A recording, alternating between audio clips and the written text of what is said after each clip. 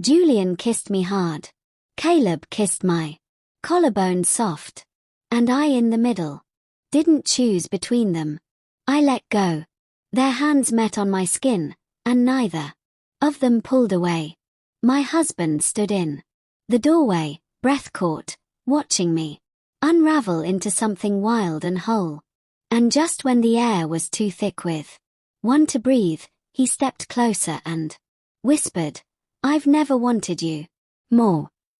It started like most late Friday nights in Sedona, quiet, golden, the air still warm from the desert sun and carrying just a hint of sagebrush and lavender from the neighbor's yard. Matt was upstairs finishing a work call. I was downstairs barefoot in the kitchen, pouring myself a second glass of red. I wasn't sure I needed. We'd been married 11 years. Long enough to have our rhythms memorized. Long enough to predict the other's moods from a single breath or the way they closed a cabinet. And long enough, I suppose, to start wondering what it meant to still feel curious. Earlier that week, after a surprisingly candid couples therapy session, Matt turned to me in bed and said the one sentence I never expected to hear from a man like him. "If you ever wanted to try something else, I'd rather you tell me than hide it." I laughed at first. I thought it was a joke, but he didn't smile. He just looked at me the way he used to when we first started dating, like I was a page he hadn't read yet. And something inside me opened. Not recklessness, not rebellion, just honesty. The kind that lives in the corner of your chest for years, wrapped in politeness and routine, until someone hands you the key and says, "Go ahead." I told him I'd think about it, and then I did for days. I thought about the what-ifs and the may ache I sometimes felt at 2 a.m. when he rolled over, already asleep. I thought about the old version of me, the one before motherhood, before mortgages, before we started scheduling sex, like dentist appointments. That night, I didn't make a decision. But I did text Julian. And then 2 hours later, I texted Caleb. Not to invite them, not yet, just to say hey. But you and I both know just hey is never just hey. Julian responded first with a voice note. His voice hadn't changed much since college. Low. A little amused always, like he knew something you didn't expect to hear from you, Harper. He said. Still married. Still beautiful. I didn't reply right away. Then Caleb texted just 2 words. You okay? Of the two, Julian had always been the flirt. Caleb was the one who used to stay behind after parties to help me clean up. The one who'd lend me his hoodie when it got cold, even if he was the one shivering. I didn't know what I wanted from them. Not exactly. I just knew I wanted something different. Not a new man, not a secret affair, something that reminded me I could still be wanted by more than one pair of eyes. That weekend, Matt and I had friends over, couples from the neighborhood mostly. We grilled on the deck, played trivia, passed sangria around like it was summer again. Everyone laughed when someone brought up those crazy Polly tic-tacs, but I noticed the way Matt glanced at me, just for a second, and I knew he hadn't forgotten our conversation. Neither had I. So later that night, after the guests were gone, and the house was quiet, I sat on the edge of our bed, looked him straight in the eyes, and asked the kind of question most wives don't dare speak aloud. What if I invited them over? Matt blinked. Both I nodded. He exhaled. Not in protest, not in fear, but in calculation, like he was working out an equation that didn't have a right answer. Then slowly he said, "You're serious?" And I said, "The one thing." That surprised even me. "Only if you want to watch." Julian arrived first. Black jeans, leather jacket, and that same crooked smile that used to unravel me. During sophomore year, Caleb showed up. 15 minutes later, more understated hair, damp from a shower, holding a bottle of Malbec, like he didn't quite know the rules of the night. Matt greeted them, both like it was a dinner party.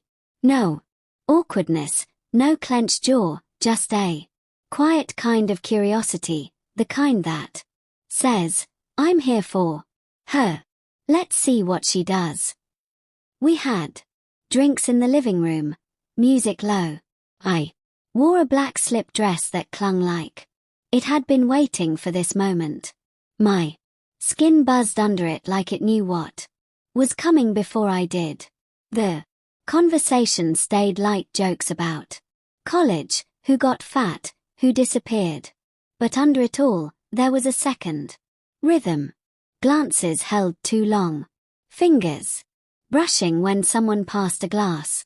A silence that crept in every time I crossed my legs or leaned forward to pour another drink. Then I stood. "I think," I said, voice calm, eyes steady. "We should stop pretending we're here to catch up." Julian's eyes sharpened.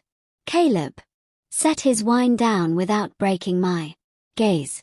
Matt just nodded. So, I led them upstairs. I didn't give directions. I didn't choreograph anything. I simply walked into the bedroom, sat at the edge of the bed, and waited. Julian came to me first, always bold, always ready, his hands on my hips, his mouth near my ear, whispering things that melted years off my spine. Caleb was slower. He hovered, watched, let his fingertips trace down my arm as if asking for permission. Without words, Matt stood by the doorway, still in his button-down shirt, watching as if I were a movie he didn't know the ending to. Julian kissed me hard. Caleb kissed my collarbone soft. And I in the middle didn't choose between them. I let go. They moved around me, like current and undertow. Julian pressing me back into the mattress with confidence. Caleb holding my hand as he peeled the dress from my body like it was fragile. My breath hitched when their hands met on my skin and neither of them pulled away. My husband exhaled in the corner, quiet, shaken, maybe a little jealous, but undeniably aroused, and just when the room was humming with breath and skin, and tension so tight it buzzed. Before we go further, if you followed us this deep into the night, thank you. These stories take courage to live and even more to tell. If you'd like to support this space for real bold storytelling, consider sending a super chat or super sticker. It's what keeps us real, raw, and worth staying up for. Now, back to the bed. Julian pulled me onto his lap, lips at my throat, one hand tangled in my hair. Caleb knelt behind me, his hands tracing every inch of my back with a reverence that made my eyes flutter shut. The two of them weren't competing. They were collaborating, turning my body into something we ripped, devoured, held. When Matt finally stepped forward, he didn't interrupt. He kissed my shoulder, just once, and whispered, "I've never wanted you more." I looked at him, wilded, flushed, undone, and for the first time in years, he saw me not as his wife, but as something newly born from fire and want and courage. And the night wasn't over yet. The room smelled like skin and sweat and something Sweeter, maybe wine, maybe surrender. Sheets tangled, pillows askew. My slip dress forgotten on the floor. Like it had walked out of the room by itself. Caleb was the first to leave the bed, grabbing his shirt in silence. Julian followed wordless, his jaw set like he didn't trust himself to speak without saying something real. Matt sat on the edge of the bed, elbows on his knees, hands clasped. He looked like a man who just watched his wife be rewritten in front of him, not ruined, not broken, but changed. And the truth is, I had changed. Not because of the men, but because I had touched something I buried long ago, something wild and whole. I wrapped myself in the sheet and sat next to him. Neither of us said a word for a full minute. Finally, he asked quietly, "Are you okay?" I nodded. "Are you?" He didn't answer right away. Then I thought I would feel angry or small, but I just feel full, like I got to see you without filters. I rested my head on his shoulder. That version of me's always been there. "I know," he said. "I just forgot how to look." Downstairs, we could hear the men, one running water in the kitchen, the other laughing softly at something. There was no shame in it, no drama, just people slightly more honest than the day before. Still, I felt it creeping in. The vulnerability, the weight of what we'd allowed, of what it might change. Questions without answers started forming at the edges of my mind. Will we want this again? Did we go too far? Will I ever feel the same in his arms again? Or will it always feel like a comparison? Matt turned and kissed my temple. "You don't owe me a thing," he whispered. "Just stay honest." And I knew what he meant. Not about the night, but about who I was becoming. Not every fire leaves ashes. Some leave gold. We didn't talk much the next morning. Not because something was broken, but because something had shifted, and the words, if spoken too soon, might cheapen it. I made coffee, while Matt stayed upstairs. The house felt different somehow. Still warmer maybe, or maybe it was just me. I wasn't walking differently, but I felt different in my own skin. Like my body remembered something and decided to keep it. The quiet wasn't awkward. It was thoughtful. Like we both knew whatever we'd done last night was just a beginning, not a climax. A door opened, not slammed shut. Matt came down in a hoodie, hair still messy. He poured himself a cup, then leaned on the counter across from me. "You good?" he asked. "I think so," I said. "You?" He smiled, faint, but real. "I feel like I just read a book that wrecked me and made me better at the same time." I laughed. "Was it smutty?" "Oh, definitely," he said. "And weirdly poetic." We stood there sipping coffee, watching the sun pull shadows across the hardwood floors.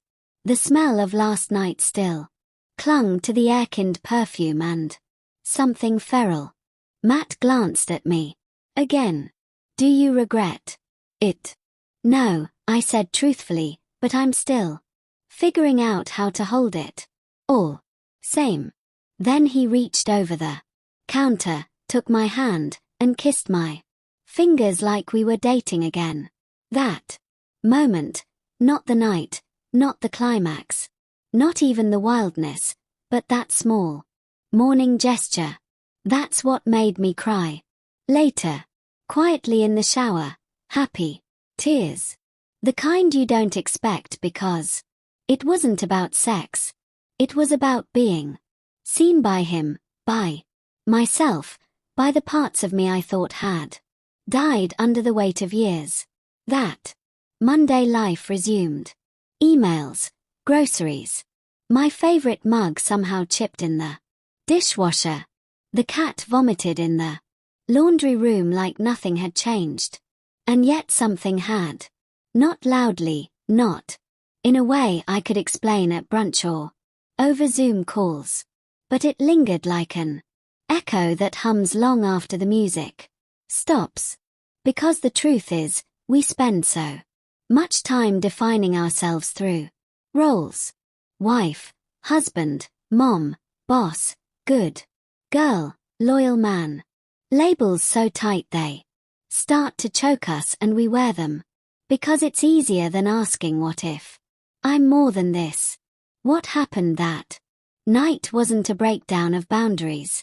It was a meeting point between who we were, who we are, and who we might still dare to become. I didn't turn into a different person. I just stopped apologizing for the one already here and him. He didn't lose me. He watched me come home to myself and chose to stay. So if you're out there wondering whether a part of you is too much or too curious or too late, it's not. You're not. You're just alive. And sometimes life shows up in the form of a late-night knock, a question you didn't expect to answer, or a kiss you didn't see coming. Have you ever had a night that made you question everything, but also made you feel more you than ever? Leave it in the comments. I'll know you were here. I'll know you get it. And hey, if this story stirred something real in you, helped you feel seen, or just made you blush at the wrong moment during your commute, consider dropping a super chat or super sticker. It's a small way to say keep going. And trust me, it matters because we're not here to pretend. We're here to remember that honesty, the raw, sweaty, inconvenient kind, might just be the sexiest thing we've got left. And I, for one, plan to keep telling these stories. For you. For me, for all the parts we're still learning how to love. Thanks for staying. Don't forget to like, subscribe, and turn on the bell so you never miss what's next. We're just getting started.